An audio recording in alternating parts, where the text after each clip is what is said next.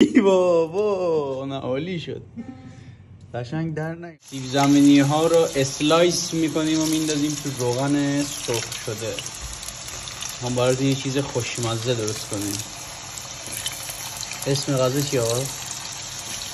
پیتزا ماکارو پیتزا سیب زمینی. اینو همه رو اسلایس میکنیم ریز ریز. سیب زمینی ها خوب سرخ شد. حالا میریم وقت اضافه کردن مواد. گوشت چرخ کرده. با رنده مخصوص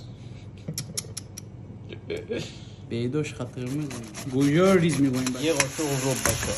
اضافه کردن آب قارچایی که اسلایس کردیم و ریزیم و میذاریم برای یک ربع استراحت. عالی شد.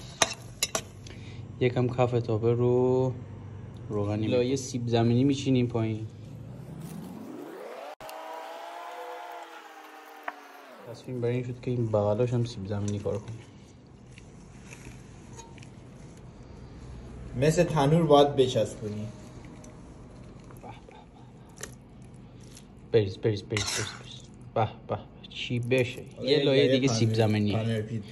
پنیر پیتزا یادم رفته بود.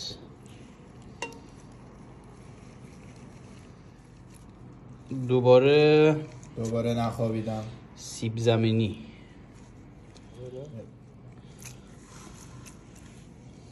یه لایه پنیر پیتزا میریزیم روش. میره برای نیم ساعت پخت. به بنازم. به پیتزا.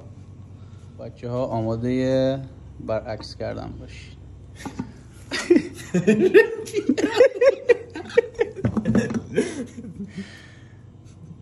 ای بابا نه عالی شد. قشنگ در نیومد. ولی بافت عالی داره.